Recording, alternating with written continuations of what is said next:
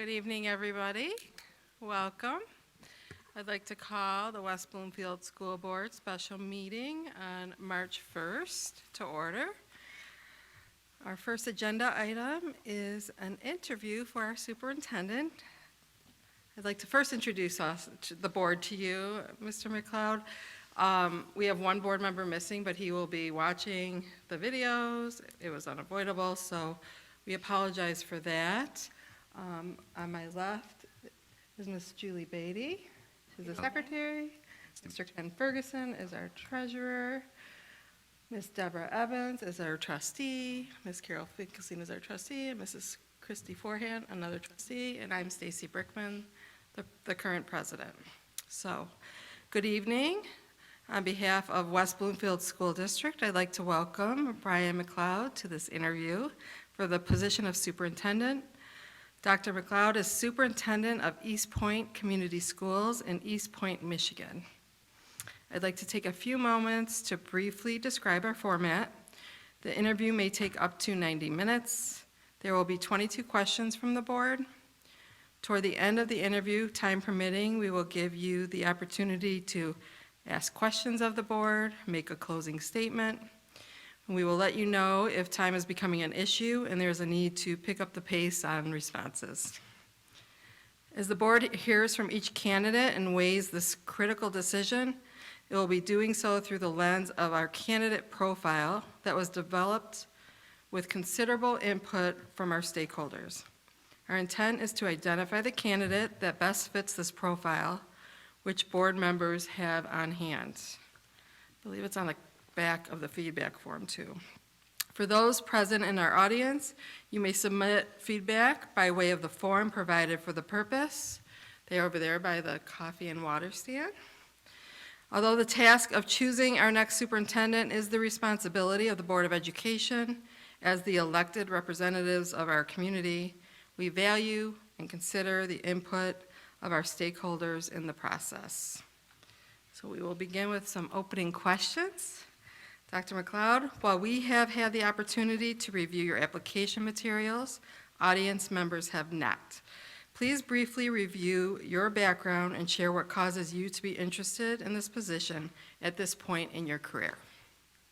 Well, first of all, thank you, and it's nice to meet all of you, so I appreciate the introductions, and I want to thank you for taking the time this evening to speak with me and give me a chance to share a little bit about myself and see if that's going to be a great fit for your district, because this is a huge, huge decision, as I know you all feel the weight of that on your shoulders. So, as you know, I am Ryan McLeod, and I come to you with over 25 years of experience in public education. I actually started teaching as a firefighter. I worked in the fire service and taught firefighters basic firefighting skills and first aid, and I realized at that point how much I loved teaching, which drew me into the teaching profession. I changed my major, and everything from there just kind of grew out of just a sheer love of teaching and learning.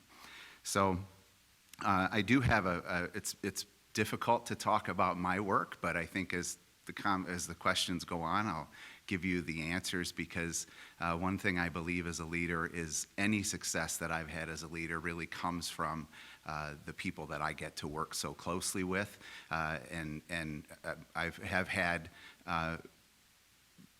mentors of mine say, well, I understand that, but you're still the general of the troops when it comes to that. But I just believe so much in collaborative leadership and really spreading leadership throughout an organization. So I started my teaching career in Carlton, Michigan. I taught mathematics there, but I spent most of my teaching career at teaching physics and physical science at Novi High School. Shortly after that, I moved into administration at Monroe High School. I became an assistant principal there. It's a large comprehensive high school, 2,300 students. It was a really steep learning curve for me as a new administrator, but it was really valuable also. I had some fantastic mentors who helped grow me. And I finished my time in Monroe having been the assistant principal at the high school, the principal at the middle school, the principal at the high school, and then the assistant superintendent in central office in Monroe. And that was just before, at that point in 2015, when I was so honored and had the opportunity to become superintendent in East Point, which at the time was East Detroit Public Schools. It's been renamed since. But this right now is my 7th and final year as a superintendent in East Point. And the experiences that I've had in Novi and Carlton and Monroe and East Point, they've really afforded me an opportunity to work with a very diverse set of opportunities and different circumstances. I've worked in rural settings, suburban settings, large schools, medium-sized schools, also in very high academic programs, and also situations with very high student needs.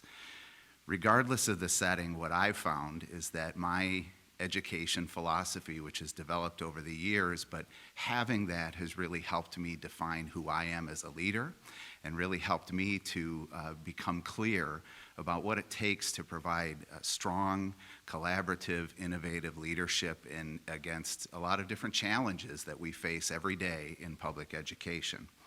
So last month, I did announce publicly my intent to retire from East Point, and I called it a retirement mainly because my board needed to be able to have time, just like you are right now, to look and find the right person to replace the current superintendent. And so I don't know what the future holds, but I do know retirement for me never meant that I was not going to work. What it meant for me is that I was going to pursue some other interests, both in and outside of public education, and that really is one of the things that has brought me here. I'm hoping tonight to share with you about who I am in the community, about who I am as an educator, and who I am as a leader. And I'm hoping that this board and this community finds enough alignment between my experiences, my leadership style, and my passion for education that you'll consider me to be your next superintendent. I've chosen to apply for this position because this is really a dream job, and I think you should be honored, and I believe you probably are, to be on the school board in this district. And I think if you were to talk to your staff, they're honored to be working here every day, and I would feel the exact same thing. This district has a strong, strong reputation, not just in the state of Michigan, but across the United States. And I've led in a lot of other settings, but I'd really love an opportunity to move into a bigger district and have an opportunity to lead this wonderful district that you're leading as a school board. So hopefully tonight, as we go through these questions, I'll be able to share with you about me, and hopefully there will be an alignment between what you're looking for and what I have to offer.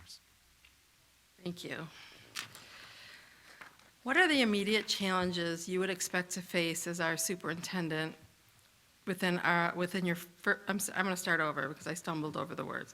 What are the immediate challenges you would expect to face as our superintendent within your first 90 days on the job? Given these, tell us how you would hit the ground running on your first day and be ready to address these challenges. So I think probably for any superintendent coming in that isn't an internal candidate in your district, they likely don't know all the ins and outs of how your school district works, who the people are and who the community leaders are, who you are as a board. They will need to get to know and get to meet your students and get to meet your staff and get to meet your leaders and get to meet you and understand those expectations. There's no question that that is going to be the greatest challenge, probably, barring a pandemic or something like that, which nobody saw coming, but here we are. But that I think is going to be a huge challenge, is just to kind of understand and learn. One of the things that I believe strongly is that leadership has to listen and get to know people who are the closest to the work in the district. The stakeholders the students, for example, and what their experiences in our classrooms are, talking to our business leaders in the community and and finding out what it is that they see happening in our school district here and how to move forward from there. So before I leave today, I'm going to share with you a 90-day plan that kind of outlines 5 different areas that I would be digging into with the help of others around me in this position to be able to fully understand and get a clear picture of where we are currently, and then ideas about where we need to go from here and how we can get there. And then start to work, and it looked to me as though you're midway in the process of a strategic planning process. That is going to be a super helpful tool coming in, because that also will provide a significant amount of direction for how to move and lead this district forward. So there were 2 parts to the question. I think I got them both. I think you did too. Okay. So thank you for that. Given your research on our district, what do you believe are the 2 or 3 most critical long-term priorities our district will need to address? How would your background and skills help us address these priorities? So this is a difficult question because you're in the middle of a strategic planning process, and it would, no matter what research I do as an outsider, not having lived in this district, I can't possibly put fingers on things that I think are the things that need to happen here. And in fact, I won't do that, because I believe the community has to help direct that. You have to help direct that. Our staff, our students, the way forward isn't my way forward. I'm a leader. I lead based on the vision that we develop and build collaboratively, but it will be my vision eventually. But I'm not in a position right now, because I haven't done, I haven't lived here. I haven't talked to those stakeholders, and we haven't completed this strategic plan to know exactly what those pieces are. So I'm sorry if I can't answer the question, but I'm hoping that kind of answers it. It does. Thank you. Ms. Beatty. Good evening. Good evening. So this is going to be focused on leadership attributes. What is the most difficult situation you have had to deal with in your educational career, and how is it resolved?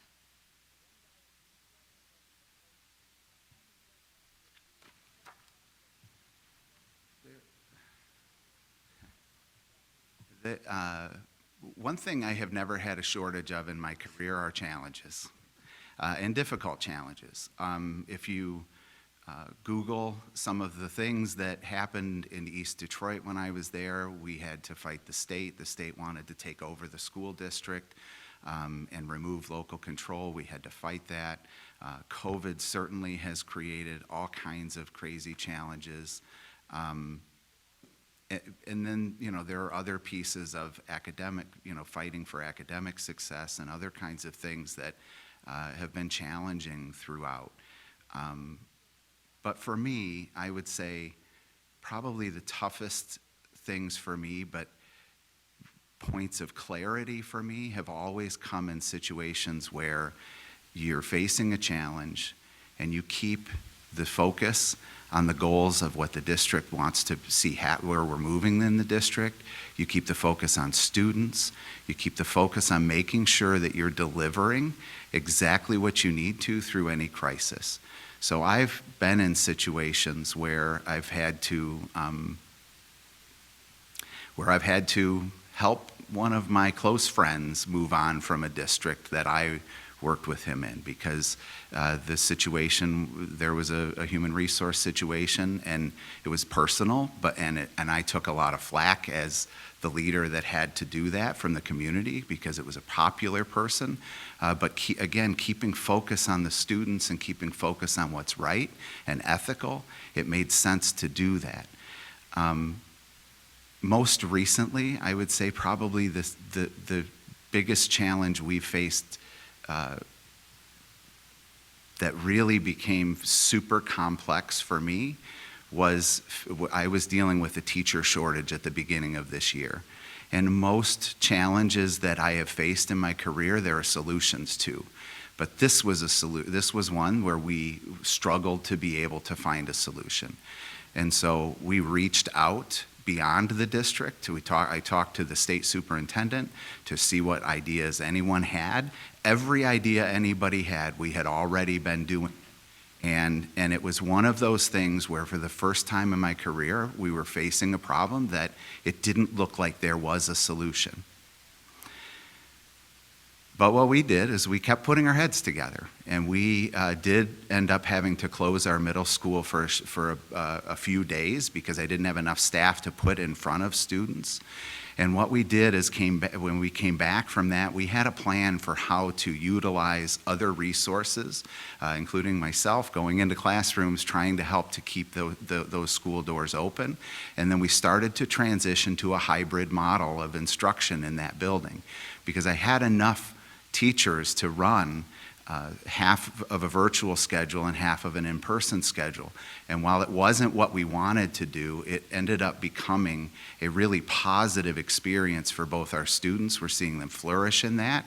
But then also we have removed the instability that had been created by that staffing shortage. And it was a situation where I think we did come to a solution that made sense, even though it wasn't fantastic, and it certainly isn't what I would love to continue, but it's what we needed to do to solve a problem that really was seemingly impossible to solve. Thank you. What specific strategies have you employed to nurture and maintain relational trust with others in your organization? So trust is one of those things that is never ending to build it and to keep that being, a main focus of everything you do. Relationships with people is what makes leaders be able to lead. You can't lead people you don't have relationships with. I really believe that people need to be able to see their leaders as human beings, be able to connect with them, know that they're being listened to, that they're being valued, that their opinions are being valued, and that their input is being considered. So one of the things for me that I do is just begin with talking and getting to know people, understanding stuff about them and what drives them, what makes them want to show up and work every day hard, doing great work for kids, and really building on that, and then continuing to approach leadership in an honest way that's ethical, that's transparent, and that is also just simply being willing to take the heat for decisions and be able to answer questions about them. Sometimes trust feels like it's violated simply because people don't understand how you come to a decision. So I have done everything I can to build relationships both in formal ways and informal relationships. I have partnerships with my principals where we meet on a regular basis, and sometimes we'll just walk the halls and stop and chat informally with students, informally with staff, in order to be able to just talk with them, find out what their experience is in our district on the ground, and be able to build that relationship. And then when something happens, oftentimes that trust is already there, and it helps you get through navigating those more challenging situations. Great, thank you. And I could just add one other thing. The other thing I think that really helps build trust are the words "I'm sorry." Because if you as a leader cannot admit when you've made a mistake and be able to eat crow when that happens, people do lose trust very quickly on that. And so there have been lots of times where I thought I was making the right decision, and afterward, things are 2020, and you just have to be able to say, you know what, I made a mistake, and people respect that. Thank you. Tell us about the one or two most impactful things you have done to promote diversity, equity, and inclusion in your current position. So I would go back in this question. I want to go back to depending on some other questions, this is kind of a core piece for me. I think in every organization, they're addressing and acknowledging and appreciating the diversity that exists within that organization at all levels in that organization is really critical. I also think that having an eye for social justice and making sure that our organization is serving the needs of all of our students, regardless of their of their background, regardless of their religion, regardless of any of whatever their needs are. It really needs to be focused heavily on making sure everybody gets what they need to be able to be successful within the organization. And that's especially true for populations that have been traditionally underserved in our schools and in our organizations. Finally, I think this piece about the inclusion really and the idea of making sure that everyone's voice is heard and that they're valued and that they're feel a part and connected to the organization as a whole is super important. And that isn't how I feel like they're connected, it's about how they feel like they're connected and how they feel like because their experience is theirs. And so the only way, and it goes back to the trust piece and being able to connect with people and listen to people and have people feel comfortable enough to be able to share their experiences. So 2 things that I have done that I think have been most important with that are one is build the systems that I described previously. Having formal systems within an organization where our diverse population of students and families and staff can be a part of decision making and leading a part of the district and being involved in formal processes with that.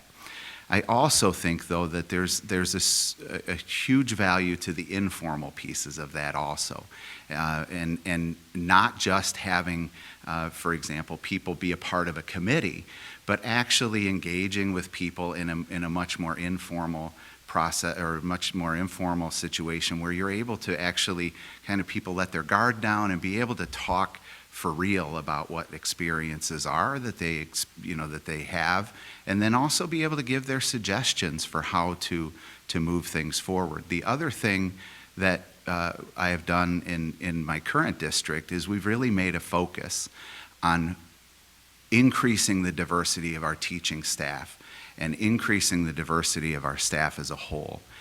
It is important for our students to see themselves in the people that we're asking to educate them.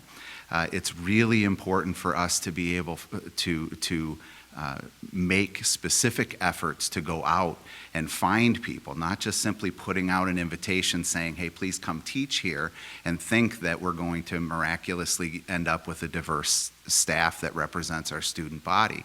But we reached out specifically to colleges and universities where we thought we would be able to attract candidates based on their backgrounds and based on race and based on other kinds of characteristics that would help us to be able to get a staff that is representative of our student body, or at least more representative, because it's a challenging situation because there's other data out there that some certain because of the systemic ways that our schools have operated, some people choose to go into education while others purposely do not because of their own personal experiences in schools. So, but those are some things that we've done that I'm particularly proud of. All right, thank you. We're going to move into district relations now. Maintaining healthy relationships with school and community stakeholders is important to the Board of Education. Please share with us how you have gone about building and maintaining successful relationships with all members of the school community. I feel like I'm going to repeat myself, and I apologize, but I'll go into depth in some of this more. I'm a hands-on superintendent. I'm in my buildings. I spend time with the people that I work with, my colleagues. I make a point to get into to events that are happening in the district, and make sure that I'm not only just seeing, but that I'm interacting and getting to connect with people. In addition to that, there are also schools don't exist by themselves. They exist in a larger community where there are community events, and there are other things that are happening where it's important to have the school representation in those events, where we can go and again connect with city leaders and connect with business leaders.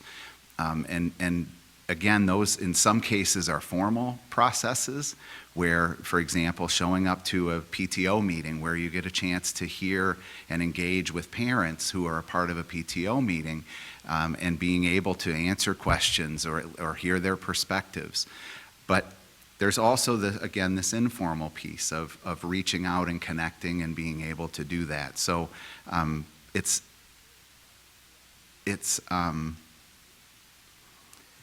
relationships don't happen because you show up to a PTO meeting. They happen because they're ongoing. You get to know people's children. You get to be able to talk to them about their interests, what they want to see. You get to know those pieces.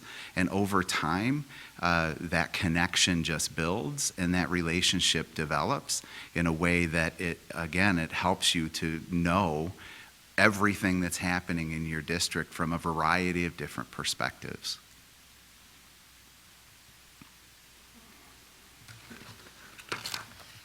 How do you think various stakeholders, such as parents, community members, and staff members, should be involved in our planning process and in setting direction for the district?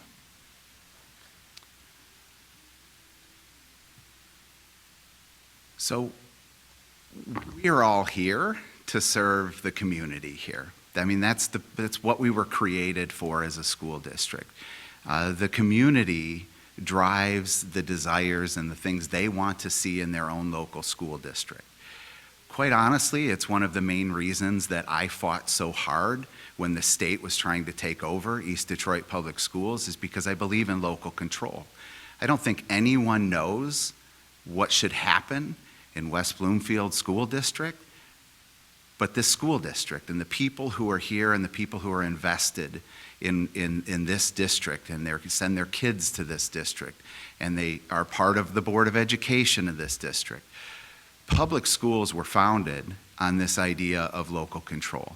And so I think it all begins with the community and the needs of students and the desires of students, and that all being reflected. From there, it comes into the Board of Education. You represent that. I would represent that as your superintendent, but I would also expect all of our school leaders to do the exact same thing, to understand what those desires are, what the directions are, and ultimately, this board, by taking all of those pieces, would put together something that looks like a strategic plan that would help to clearly define what are the goals that and the directions that we're going.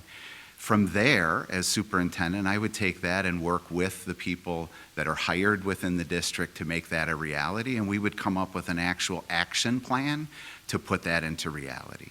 So it would be a combination of where the vision, the ideas, the kind of picture of what we're trying to create is developed collaboratively, but then ultimately the actual work of putting that plan together is going to come down to the people that we pay and expect to be able to carry out those different responsibilities. And of course, you'd have a voice in that also, because the plan isn't going to be created without you, but it's also kind of, and what I would envision is kind of a back and forth saying, here's what we think the plan is to move there. Does this fit with your thoughts about what you've heard and what was developed as a part of that plan? Thanks. How do we create a district-wide and community-wide culture of continuous improvement, planning strategically, and aligning our actions to achieve strategic outcomes?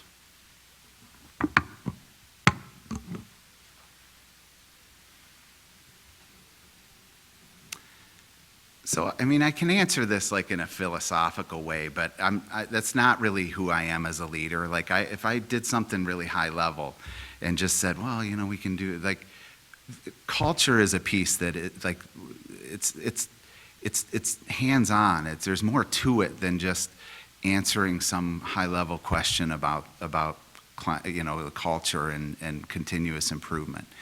I believe that I'm a systems thinker. I've spent a lot of time in my career developing systems and examining systems and spending time improving systems. And you know, I mean, it's one of those things where every system, the outcome of that system it really tends to be exactly what the system itself was designed to get. So if there's something within the system that the outcome isn't what you want, then what you have to do is go back and look at the system that created it. There's oftentimes a belief that people are a problem, and research out there is really clear that most problems that exist in organizations are not people problems, they're systems problems. And so currently I'm in a course through the Carnegie Foundation for Advancement of Teaching. And it's on, specifically on improvement science. And it's about taking a scientific approach to looking at the systems that exist within your organization and being able to make improvements on those systems in a way where you impact the variance that exists. So what happens is in education, there's a million different great ideas. But then when they get implemented, sometimes the great ideas don't give you the exact results that you want. Well, it doesn't mean it's not a great idea. It can still be a great idea, but what it takes is further refinement. You've got to look at that and really look at specifically the outcomes that you're not getting, the students that are not achieving the way you'd like them to achieve, or the staff that aren't growing the way you'd like them to grow, or other kinds of systems problems that can show up, and you start to really dig into that, going and talking to the people who are the closest to the work. And that is critical, because it's really easy when you sit at one level to think the problem is something else, but as you talk to different people, and I mean, we've probably all seen this in our own experiences where you know what the problem is, but nobody talked to you about that. And so a key piece, and it goes back to the relationship question that you had asked previously, is having those relationships where you can go back and really problem solve the systems to make the improvements, and not throwing the baby out with the bathwater, but making very deliberate improvements to move the district forward. So as far as continuous improvement, it really takes a strong focus on identifying what's not working and then building and repairing and fixing those systems to be able to get the outcomes that you want.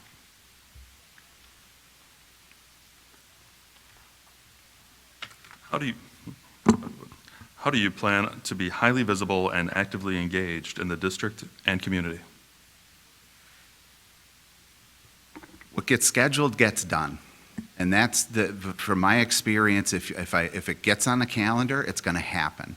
So I make a point, and I gave the example where I have leadership partners who are I have 3 principals of mine that are my partners specifically. We have a standing appointments every single week, and every single week we meet and we talk and we engage in the work of their building. And we have a purpose for that, where we visit classrooms and we schedule meetings with parents during that time. We will talk about building challenges if they're having financial concerns, that they need money for a program that they're interested in, or they don't have enough money for a program that they're already started and they're running out. We look at their data during that time. So there's very specific pieces in those relationships. So it's not just scheduling it, but also having an agenda for what you want to get out of that time.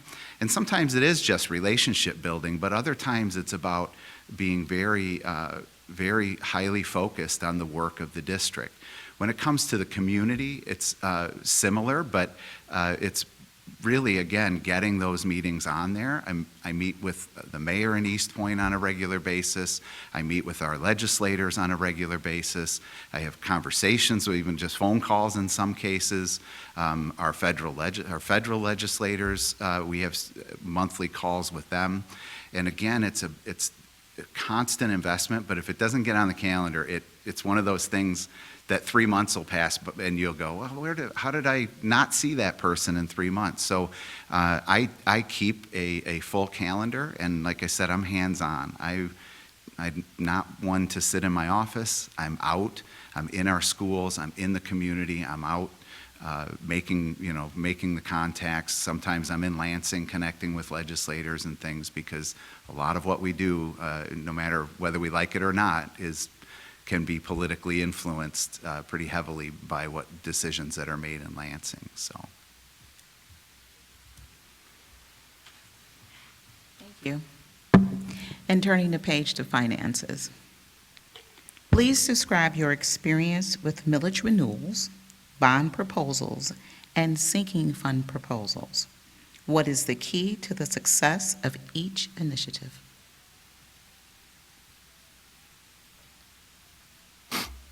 that's a full question. So in my current district, we have had 3 successful ballot initiatives that I've helped to lead. One of them was a non-homestead renewal, another one was a sinking fund, and the final one was a millage. Those were all successful, not only in our district, but one of them, the millage, was a county-wide millage, and we helped to be a positive influence on the outcome of that. So I've experienced that. I've also experienced the running campaigns or being a part of getting the campaigns passed. But the other part of it is the work that comes after that, because, for example, we have our sinking fund, and so then there's a whole project management piece that goes with that, and making sure that that your projects are being responsibly managed financially, but also providing what you promised you were going to provide during the ballot initiative.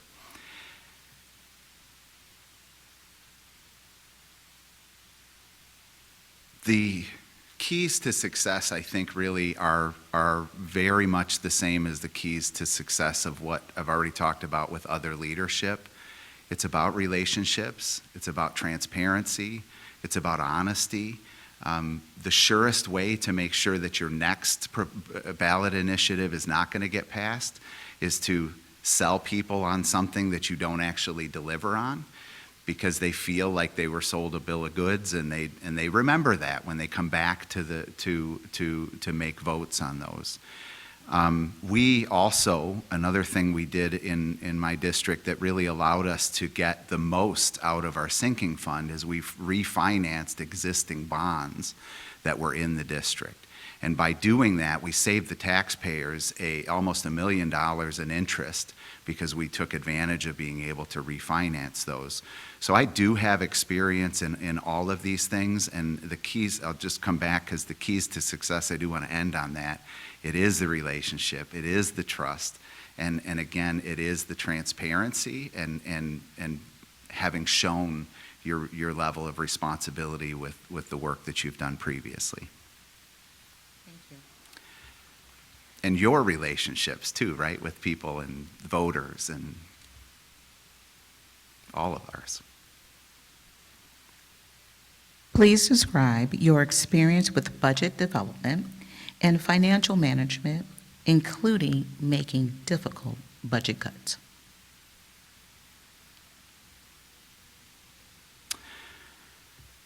So, when I first took over at East Detroit Public Schools, they had just come out of a budget deficit. They were one of 6 districts in the state of Michigan that were being threatened to be taken over by the state for financial issues. None of the other districts exist today. because the other ones were closed, they were taken over, they were dissolved. But East Detroit does, and that, when I first came in, put us in a pretty tough spot, because we actually were in a situation where our own community didn't trust us. And so the things that I ended on in the last question had been compromised. And so one of the key pieces that I implemented immediately as superintendent was we did a full examination of our fiscal procedures. And we were very thorough as we went through that, and we made sure that we had solid fiscal procedures so that we could start to build community trust again in what had previously been destroyed. Through that, and through those fiscal procedures, and some of them were just simply about accountability pieces, making sure we knew where every single dollar was being spent, and making sure that we understood what we were getting for each of those dollars. Because when you're building a budget, it's nice if people have pet projects, but you have to have a return on those investments. And so when you're putting your money into different budget areas, what you also have to do is have a way to kind of know how you're measuring what you're getting in return for that money. And in some cases, schools, there's just a cost of doing business. You can't really impact some of that. Like, you got to have lights, you have to have, it's just the same with your household budget. But when it comes to things like student programs and social emotional supports for students, it's really important to make sure that you're getting the results from that investment that you want to. And of course, that comes back to the continuous improvement piece and looking at your systems and making sure that you're paying attention to those pieces. What has happened as a result of some of that early work is we were able to give our staff increases, pay increases every single year since I've become superintendent out of this deficit. We've also built the fund balance to a 33% fund balance over a 7-year period. And we are right now making huge reinvestments in our buildings, making improvements on our buildings and things that we haven't been able to do previously. But what is the most important is that we've also rebuilt that community trust. There is a high level of trust right now in how we're handling our financial aspects of the district. There's a lot fewer questions and things about, well, where did this go and why didn't this happen? And again, it comes back to those relationships and being ethical, honest, and being willing to make tough decisions when they happen. Which I didn't answer, which was part of your question also, which was about the how to make tough decisions.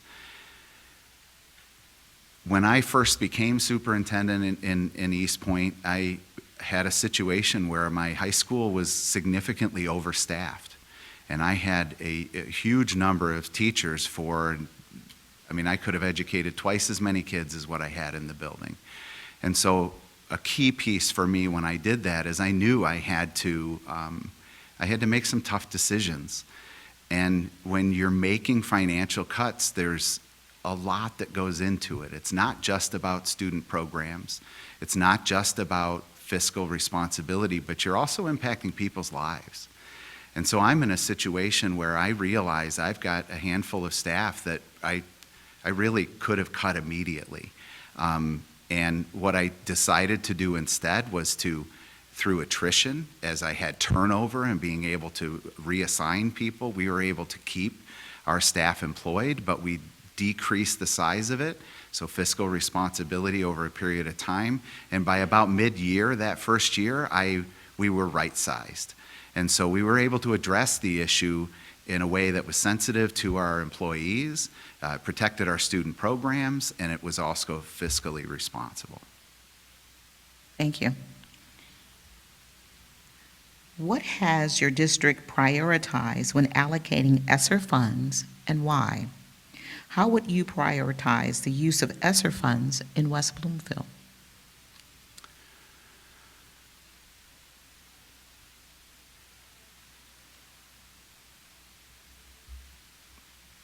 So in East Point right now, we have looked at the ESSER funds, and I have remained committed to making, let me back up.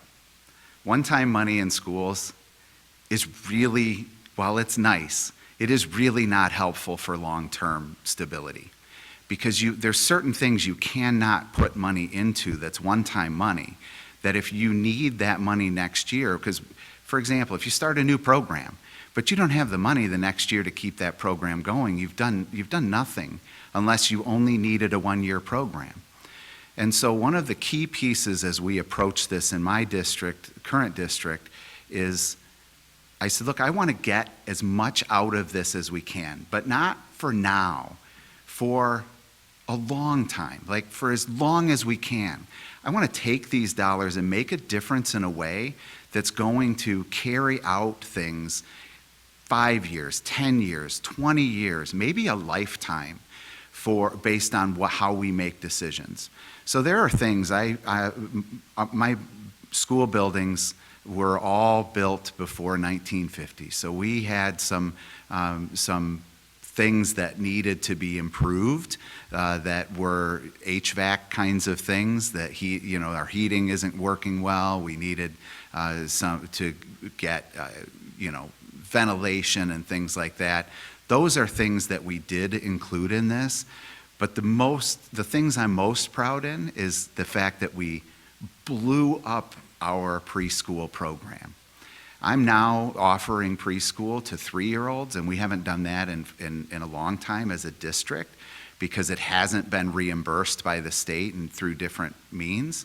We've tried to do tuition-based with limited success, but we took our preschool and really doubled the size of it, because to me, when you educate and spend that money on a preschool student, that is going to pay off for that student's life for the rest of their life. And it's not just dividends for our school district and for our community, but for those kids and their families and so on. So I'm super proud of that. We also took and invested a significant amount into our libraries in our schools to update the book selections that are there, and as you can imagine, when you go through a deficit like my district had gone through, buying things like newer books is not a high priority. So we're changing that now. We're buying all kinds. We're actually remodeling the whole thing. We have a librarian that we've hired who's helping us organize that, and we're also diversifying our book selection, again, so that our students can see in the materials that they can get out of our libraries books that they can relate to, that mean something to them. Not just one that was from 1980 that nobody's checked out for 30 years, that's a little more than 30 years, isn't it? And then there was one other thing that I wanted to share with you about that, where we're prioritizing it, but I'll move on, because the last question you had was what I would prioritize here. And what I want to say, again, is I want to go back to a previous question, and that is I think the philosophy that I've just described to you would make sense no matter where you're at, whether you're in East Point, whether you are in West Bloomfield or anywhere else. And that is looking at that money and saying, how can we make this money pay off for years to come? Instead of making one-time investments that come and go, it just doesn't make sense to do that. So I think philosophically that approach would be exactly what I would suggest that we would look at here. But where that money goes, again, goes back to those conversations that I described about finding the direction.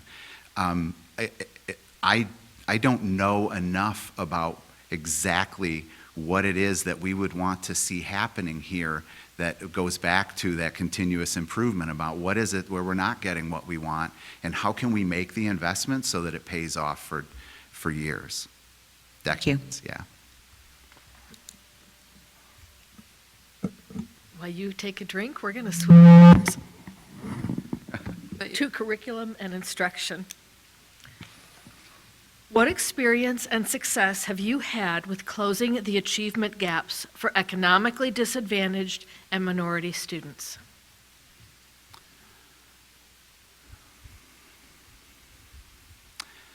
So I mean, I've spent my entire career doing this. I mean, that is what we spend a lot of time looking at as educators. It did not matter whether I was teaching in Novi or whether I was leading a school district in East Point or when I was a principal in Monroe. And this comes back to me to an equity issue. We have students who have been traditionally underserved in our schools and in society. And schools are an opportunity for it to be a great equalizer in that, a great place where we can actually make huge investments in struggling students that pay dividends again for those students for the rest of their lives. And so I think any employee that you would talk to in this district probably would say they are all paying attention to that. It's something they're all working to do. It looks a lot different when you're in a physics classroom and you have students who are struggling in a physics classroom because typically the students that you would have there already are your higher achieving students in some cases, right? But that doesn't mean that students still don't struggle and need assistance as they go through those things.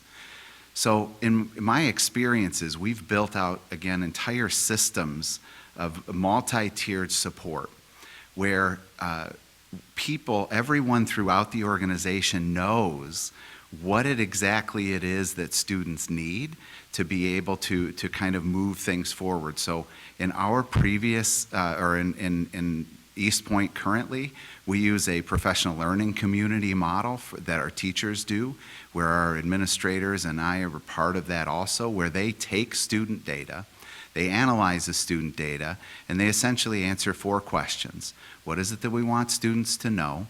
How will we know if they've learned it? What do we do if they haven't learned it? And what are we going to do if they already know it? And through that process, it shapes and changes how you teach and what your approach is, and then also what the supports are that you need to ensure that every student is able to move that forward. When look at a situation right now, which is absolutely devastating with the pandemic, I couldn't believe it when I walked in to a 2nd grade classroom and I had a student who couldn't even write his name. And that never happened pre-pandemic, but having essentially a year and a half of not really getting what that student needed, that student was showing up as a really low kindergartner because that was the last time that student was even in school. So I think right now we're facing this critical time in education and that's an extreme, but we can just talk to our students about the experiences that they've had and we can see, not just academically, but also socially, how much we need to be able to grow them and how much they've lost through this time. And so building a system with a high level of commitment to where you are taking and giving all students in a tier 1 level what they need to be able to get it, and then take your next level of students who really need more beyond that and build a system again of additional supports with that and continue that through the entire system is exactly what needs to happen now, just like before, and what will need to happen as we go into the future. So, and sometimes, and I'll go back, I know I've talked a lot about the system, but I do want to touch on this. Sometimes the system is the problem. When I was in Monroe as a middle school principal, we had a really well-meaning special education teacher who was teaching students 2 or 3 grade levels below because she was convinced the students, they weren't ready for 7th grade content. And so what we did there is built a co-teaching model, and within a single year, we were seeing 12%, 13, 14% increases in student performance simply because the system, the way it was set up, had been broken. And so again, through the continuous improvement piece, looking at that system and identifying and seeing what was happening, and it really was out of a sense of care. But unfortunately, it also was holding those students back. And so we were able to make a huge improvement there that didn't have anything really to do with additional support as much as just simply addressing the curriculum and the instruction that those students were receiving. Please give us examples of educational change or reform that you have initiated in your current or previous positions that have led to improvements in student learning. So this one's an easy one for me to answer because I am a passionate person when it comes to job-embedded professional development and coaching of staff. Oftentimes in education, the people's sense of who gets coaching in an organization are the people who are your worst performers. So, you have a problem, we're going to put you on an improvement plan, and by the way, we'll give you a coach. What I did when I was in Monroe and what I've carried forward into East Point, and I would look at here, if it's not already here, it would be looking to really spread coaching to everyone, specifically your highest performers. Because by offering coaches to your highest performers, what happens is your lowest performers are like, I want to coach too, because all of a sudden now, they know, like, the people who get coaches are already great. Like, it's not a stigma to have a coach. I personally have had a coach. I have mentors now. It's made a huge difference in who I am as a leader. And it's not because I was struggling as a leader, but it's simply because I'm limited in what I can see based on my own experiences and my own, perspective and things that have happened in my life. So having a coach opens up new possibilities in a way that I would never have had if I didn't have a coach. So I actually currently coach some principals and superintendents down in Arkansas. It's all virtual, but it's a wonderful opportunity to invest back into our people and to grow our people and to help our people feel efficacious and feel like they can make a difference. And one of the highest impact strategies we know is when a teacher believes in a kid and a teacher is willing to push a kid and have high expectations for a kid, students achieve at higher and higher levels because of that. And so growing our staff and growing our people is the single, that is the one thing I've done in my career that I will say has without a doubt made the biggest difference across the board in student performance. So it's not aimed directly at students, but there's no question about who makes it. I mean, we all have that teacher, right, that has made a difference in our lives. So getting all of your teachers who make a difference in all of the students' lives, that's the key to really getting that pushed forward. Thank you. Dr. McLeod, what is the biggest risk that you have taken to do what's right for children?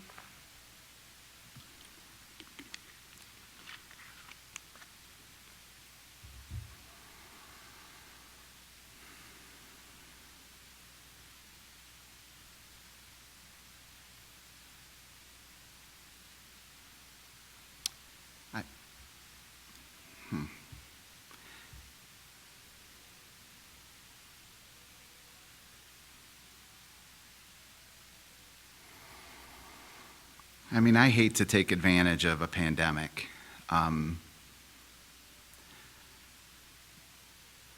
I remember the beginning of last school year when we didn't really understand COVID. We didn't know what it meant. We didn't really know if we could come back to face-to-face. We didn't know what the impact would be on our staff. We didn't know what the impact would be on our kids. didn't know if we would open schools and be face-to-face, and all of a sudden, it spread like wildfire, and end up in a situation where we ended up having to close, or even worse, have severe health consequences. But what I also knew is that my students were not engaging virtually, that they, especially my most struggling students, they were not getting what they needed. I also knew that a lot of my students were home alone, that they didn't always have food, that they didn't always have supervision. And so at the beginning of last year, when we weren't sure whether we could come back, I knew I would either be a hero or a zero by making that decision, and I didn't make it alone, but it was a situation where I felt so strongly that I needed to have my students back in my schools with my staff so that we could feed them, we could educate them, we could build relationships with them, and we could take care of them. Because while some of them had really vast parental and family support at home, others had nothing. And those students needed to be in our schools. And so when a lot of other districts remained remote, we didn't. I educated students in person last year, every day through the school year, with the exception of a short window of time when the governor expected a pause. But we couldn't wait to get back after the pause because my students needed it. They just needed it. And to be honest, my staff needed it. Like, we all needed it, because the care and concern that everybody was having for what our students were experiencing we needed that. Now, we did offer a virtual option because we knew we had some families that would prefer, for various reasons, to be virtual. So we ran an in-person side by side with virtual and allowed parents the choice to choose whichever option would make the most sense to them. But the reason I think it was such a huge risk is it really put me in a difficult, challenging spot with my staff, who had fears for their own safety and whose own children were home and they had to be in person with the students that we serve in our community. As we've seen with the pandemic, there's divisions that shape up in the community that sometimes it puts you in a bad spot. There were some differing opinions on my Board of Education about how to move forward, but it was a decision, and fortunately, the health consequences of that, we put in protocols, safety protocols, that allowed us to be able to keep our doors open with almost no in-school transmission. And so again, it was one of those things where the pieces did end up being successful, but it was a very, very difficult decision because we didn't have the information we would have liked to have had to make it. But I also knew, and we knew, how much our students needed to be in school with us. What has been the impact of the third grade reading law, and how will you help to ensure that our students are reading at grade level? So well, and I'm sorry, John, if you're going to cringe at this, but look, I refuse to retain a third grade student that cannot read. The research is perfectly clear out there. It is a flawed law. It does not make sense, and I refuse to do it as a superintendent. And because I'm not going to hurt kids. And that's what the data shows, is that the data shows that it doesn't make a difference in students reading. And what does make a difference is putting a really good reading teacher in front of that kid, and not just in third grade, but doing it from preschool on up. So one of the key pieces, again, that I was committed to, and again, this was just coming out of the deficit, I started an early learning center in the district. So I told you that I doubled the size of that with some of the ESSER funds. We started it prior to that to address students who were struggling with reading. And so, because the best thing to do is to get those students, again, in front of a teacher where they can start to practice reading at 3 years old and 4 years old and 5 years old. And so that's what we did. And then we also developed a very strong curricular and instructional plan where it was very structured, very much expectations in terms of that built on each other so that there was alignment that went from the preschool up until, up third grade and beyond, so that we were making sure that students were making the progress that they needed to at each grade level to be able to be successful at third grade. Now, in spite of that, I still have third grade readers that struggle to be able to pass the test, and who the state would say should be retained. I work with families in those situations to see what parents' perspectives are too. Because while I don't think retention makes a lot of sense when you look at the data and the research on retaining any retention for that matter, what I do believe is that a parent also has the ability or should have the ability to help be a part of that decision making. And so our principals and our teachers and our parents will meet and talk about it, but there is no blanket, all of the third graders who can't read are being retained. I would just refuse to do it, and honestly, if it costs me this job, I'm probably not your guy, which is okay. Okay, it's my turn. We're going to talk about staff and personnel. How would you interact with other administrators in our district? How would you strike a balance between giving them the support and autonomy they need to lead effectively while holding them accountable as appropriate and necessary? So, I love this question because this is my passion. I hire people to do their jobs. I don't do their jobs for them. If something happens, I can't tell you how many times I get a phone call from a parent who's upset with the principal, and I say, well, have you talked to the principal? Well, no. Well, I'd love to talk with you, but you got to go talk to the principal because the principal is the one who can solve this for you. And I'm not trying to be disrespectful about it. If the principal can't solve it, the principal will work with me and ask me and say, hey, I need some help in solving this. But the people we hire are perfectly competent to be able to do their jobs and fulfill those jobs. And I believe that. I don't care what role you're in our district, and that I expect that people are able to carry out the responsibilities that we pay them to carry out.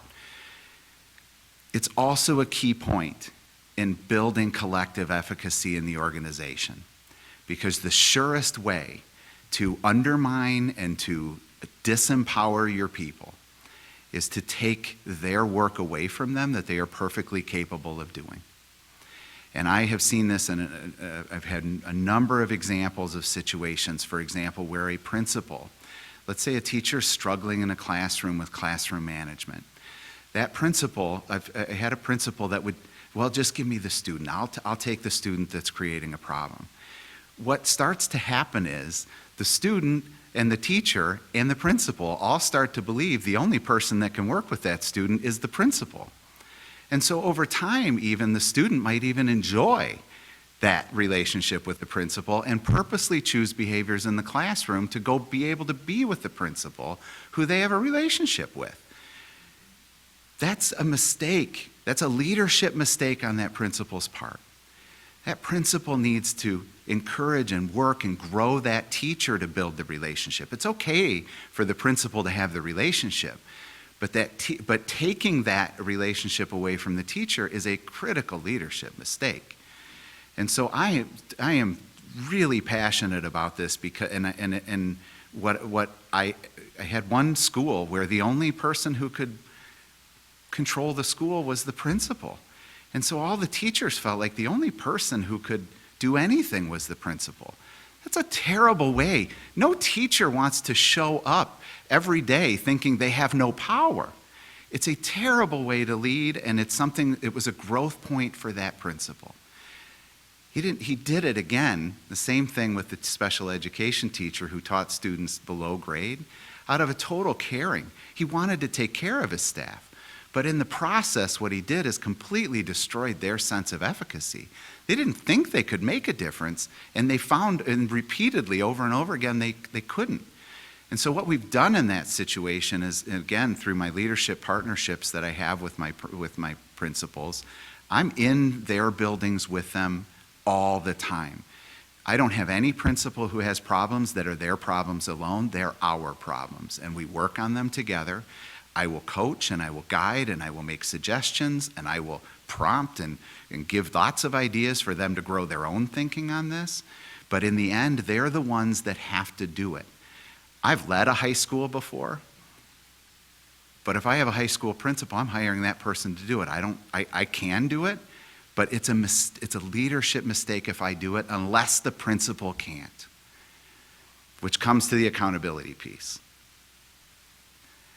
There is no question in my mind, while I expect people to be able to do their jobs, that sometimes people cannot. And that in spite of all of our efforts to try to grow people, they don't. Or they're unable to, or they refuse to. Sometimes they just refuse to improve. And in those cases, it's time to help them find other opportunities that are not hurting our kids. Just plain and simple. And I have, I've had to make that happen numerous times when things didn't work. But it's a last thing to do after you've tried growing people and after you've tried to encourage, people to really own their work. And that, by the way, throughout the whole organization, because nothing bothers me more than when a teacher does more work than their students. Like this, what is great in a classroom is the same thing that's great in a school, and it's same thing that's great in a district. And that is when you have a teacher who facilitates really amazing work with students, just like a principal who facilitates really amazing work with teachers, just like a superintendent who facilitates really amazing work with their staff and their principals. Please describe your most successful experience in building a high-performing work team.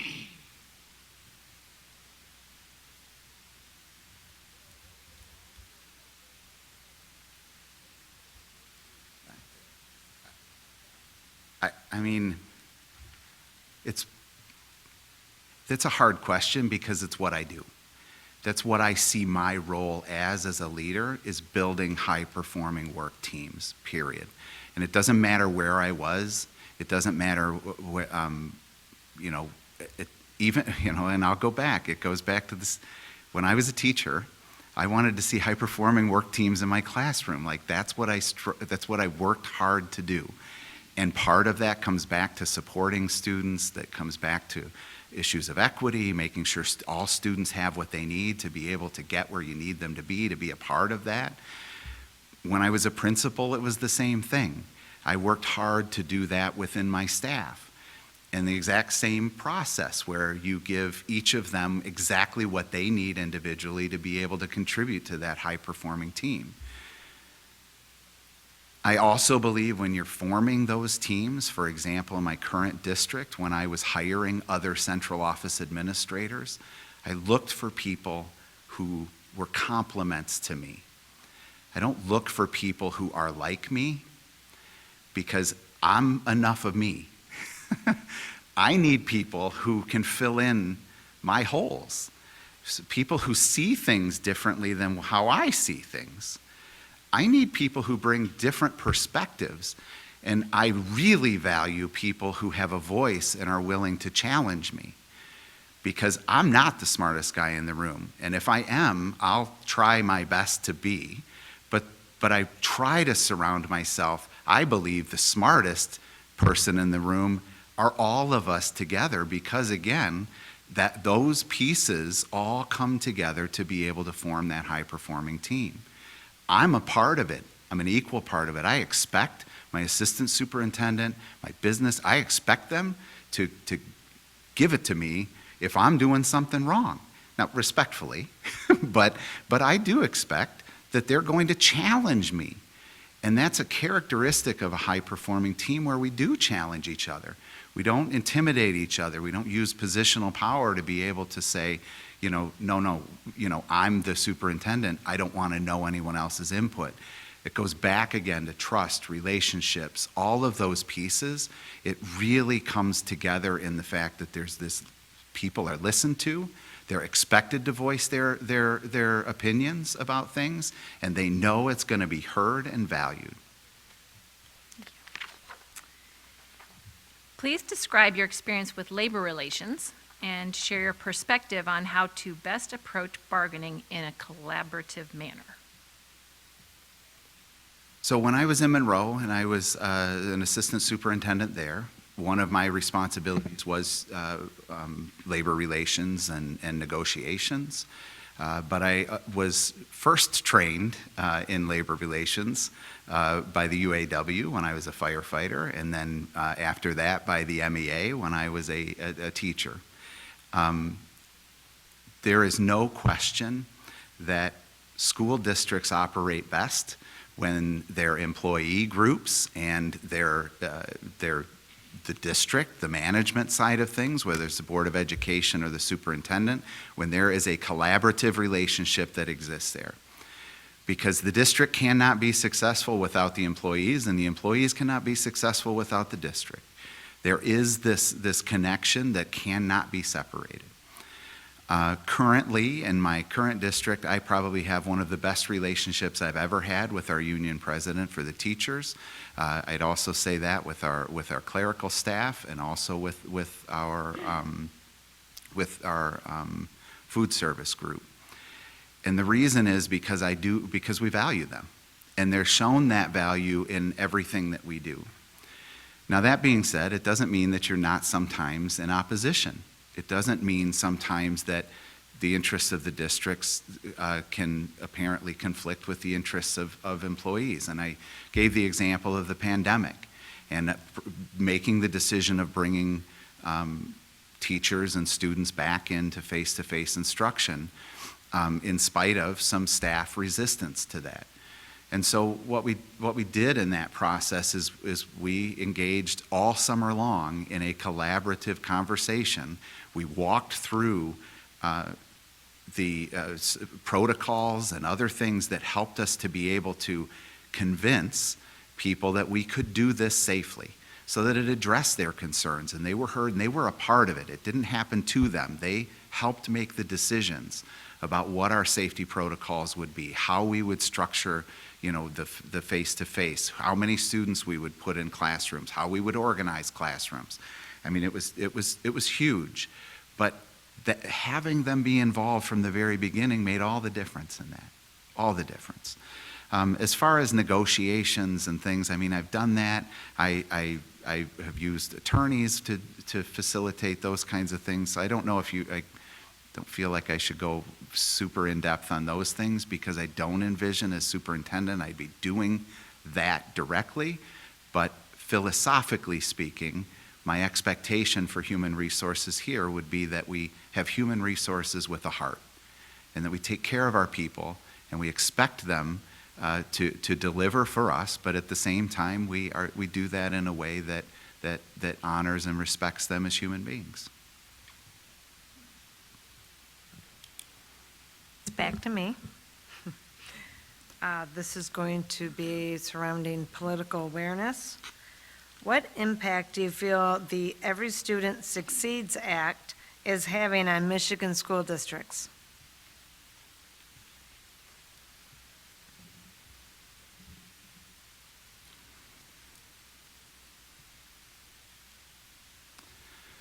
So all the things that I've shared about the importance of listening to people who are closest to the work, I think really apply to this question.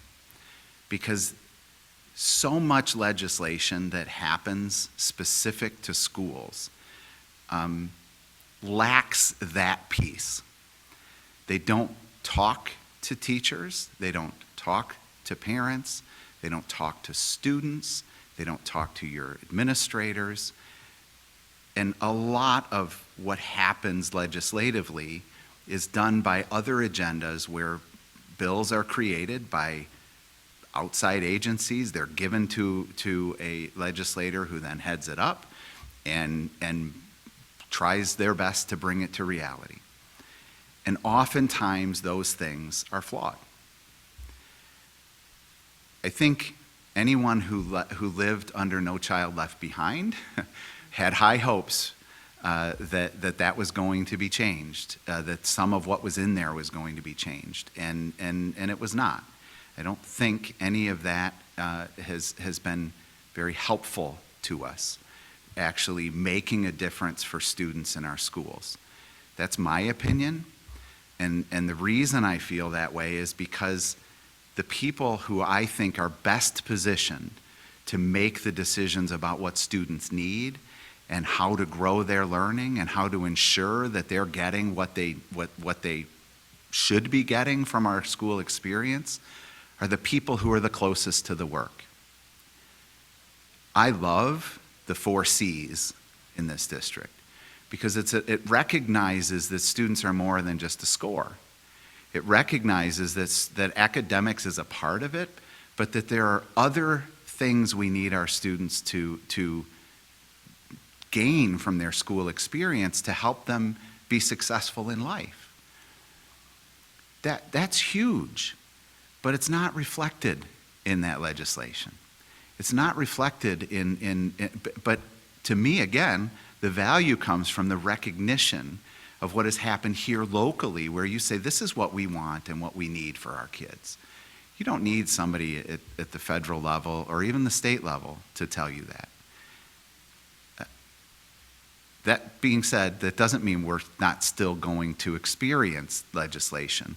And so I don't know if this is specific. It might come from another question, but I'll answer it just in case I don't get a chance. Being politically active, especially at the state level, but also at the federal level, is super important for all of us, school boards and superintendents, and also our employees.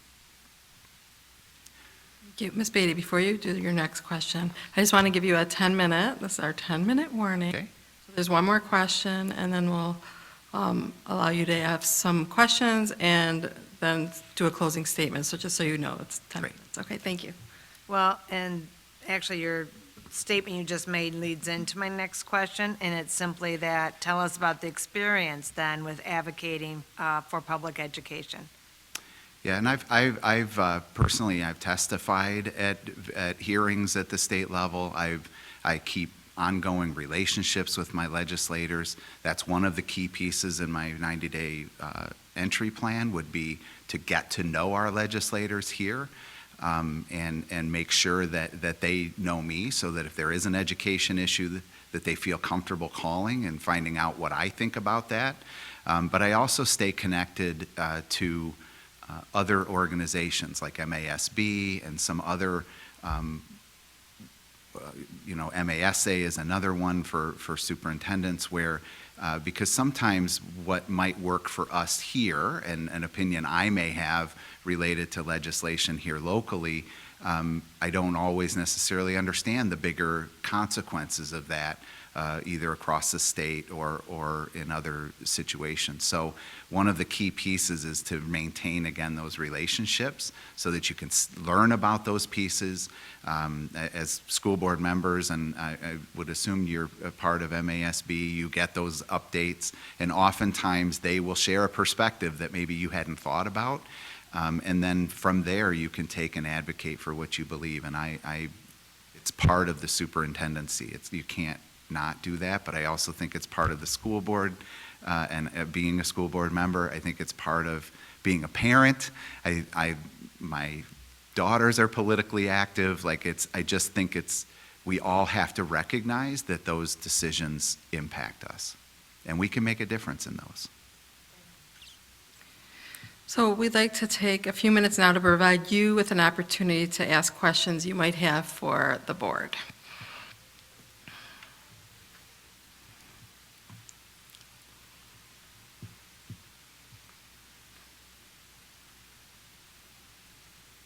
Well, one of the questions I'm going to ask you is one of the questions you asked me, so we can start with that, and that is, what would you say is going to be the biggest challenge based on your experience here for the new superintendent as they move forward? Someone want to answer that? You want it? I don't know if it's a challenge, but one of the top priorities will be the strategic plan, being a part of it and implementing it and everything that it entails. So maybe the challenge really will be what that entails through our strategic plan. And I would say we're in the process of right-sizing our school district as well. That might be a direct part of it. Those are the main. So my other question actually was about the strategic plan, but I think you've already answered it, and that is it looked like it was on hold, and it sounds like it no? That retreat's April 9th. Oh, okay, it's been scheduled, okay. So COVID had to cancel. Excellent, It was just health issues was the only. excellent. I don't have any other questions. No? Okay, so do you want to take a couple minutes for a closing statement? I will. First of all, let me just thank you. It's been such a pleasure to share with you, and I struggle to talk about my own work because I like to do the work, and I have a hard time kind of patting myself on the back for anything that I've done, but I also am super passionate about teaching and learning and leadership. And so, as I've shared with you throughout this evening, hopefully you're getting a picture of who I am as a leader. And I don't know if that fits with what you're looking for. And quite honestly, that's got to be your decision. One of the worst things we could do is hire a superintendent in a situation where somebody's trying to be fit into something that isn't who they are. And so I hope I've shared a little bit with you and you've been able to see that. I know an hour and a half is not a lot of time, but I've been, honest about kind of my perspective on some things. Maybe I might get some coaching from John afterward about, hey, you probably don't want to say that next time or whatever, but to me it's important for you to know who I am. When I was researching the district and I saw the portrait of a graduate and I saw the commitment to the 4 C's, it really helped me to understand and appreciate how much the district has an alignment to my own thinking about what's important with kids. I think we have to know what we're creating throughout the school district and what a graduate's going to look like when they walk across that stage and what we want to see them have. And I have felt that way throughout my career, but when I saw that, I was like, this could be a really good fit. I also think that I have a lot of background and skills, and while I'm, some of what I have done previously might not be directly applicable here, I do think that a lot of other things in terms of educational philosophy, how I approach things like connecting with staff and how you build relationships within the organization and how you take care of people in the organization. I think all of those are things that are universal wherever you land. And I wouldn't be here if I didn't think I could make a positive contribution to the district and build on the excellence that you have already established and are continuing to expect. So with that, again, thank you. I can't thank you enough for taking your time tonight to meet with me, and hopefully we'll get a chance to talk some more. So we appreciate your interest in the superintendent position for West Bloomfield School District. The board is interviewing 3 candidates this week, and we will let you know Wednesday evening where you stand in our search process. But we want to thank you for participating in this first round of interviews, so thank you.